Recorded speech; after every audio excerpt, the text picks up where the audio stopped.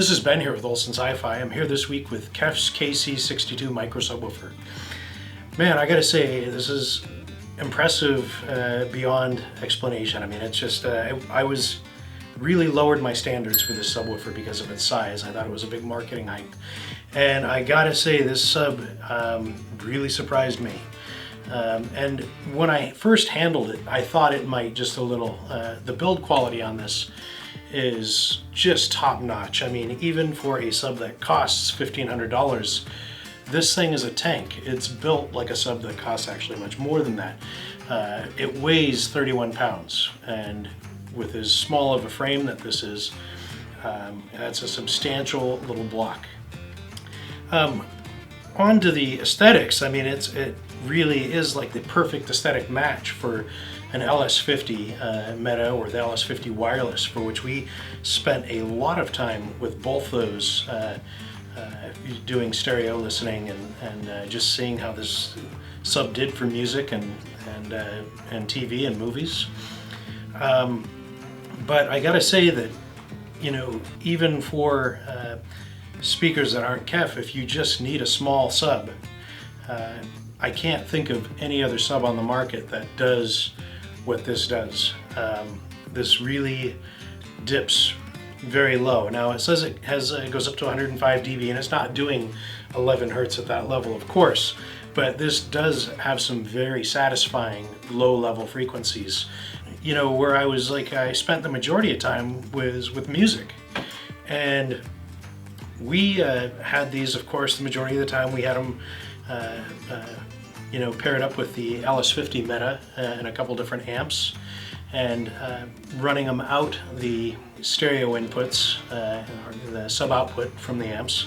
We did not even get a chance to play with the low pass filter, which this has for a pickoff signal. We just went stereo out or sub out from our stereo amps right into this sub. And I gotta say, this is one of the most musical subs that I've ever heard.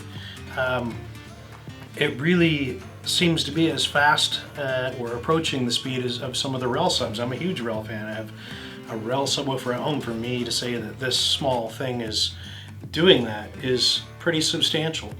But we also noticed, I mean, it's like kind of a go figure, right? You know it's gonna, you know, cross over and match well with the LS50 Meta and the KEF's LS50 wireless too. I mean, of course, right? And so we played with a number of different speakers, and not just KEF, but I'll have to say that we did pair these up with the KEF R5, and I was really surprised at how it changed the dynamic of the speaker, added in spaciousness and depth to a speaker that already has it. I was just really impressed. Something that this sub has that a lot of subs don't, this is really hard to find, is as you're getting into some pretty low frequency music and or movies. You know, you hear the subs make the noise, you hear the rumble, but this actually has real texture. I listen to a lot of Latin jazz, and there's a lot of texture in all the instruments that are on stage in the low frequencies. And I gotta say, this is one of the more textured subs that I've heard at this price point, or any price point really. Some other cool features that this subwoofer has is it's got little DSPs built in with just this switch, so you can has a DSP for corner, has a DSP for being further into the room. It's got a DSP for being in a cabinet. It also has a DSP for an apartment and you know, or you know, an office, which is, you know, really important because a lot of people who are, you know, using the LS50 wireless 2 and or smaller speakers and need a small subwoofer are in an apartment. On the connectivity end, this subwoofer has you know, the RCA inputs as well as the low pass filter. And as I mentioned, we didn't get a chance to play with the low pass filter. Maybe at some point we will, but for the moment we have not. This thing did really well without it musically. And then on to the, you know, the movie experience.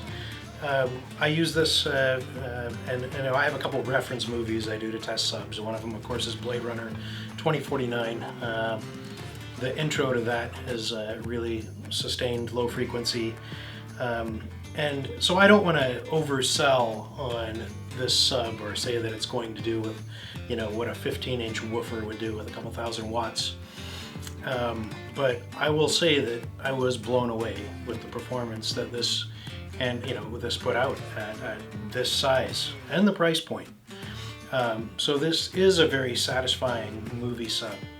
Also played with Live, Die, Repeat, Edge of Tomorrow, I think it is. It's that Tom Cruise. It's kind of like a science fiction Hedgehog Day.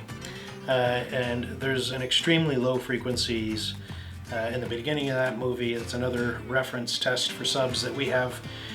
I've had some pretty big subs and played with some pretty big subs. I'm not going to say that this is moving and pressurizing air the same way that a 15-inch or a 12-inch with a lot of power, but this subwoofer has two 500-watt amplifiers in it and an opposing driver configuration that really did shine through in the movies for this size. I can't think of anything. If you're looking for a micro sub, you know, and you know, even if you're just kind of a movie person, not so much for music, again, I could not recommend this subwoofer more. But do not take my word for it. Come down to Olson's Hi-Fi, have us plug this in for you, and hear it for yourself. Let's compare it to some other subs and see what you come away with. Thank you.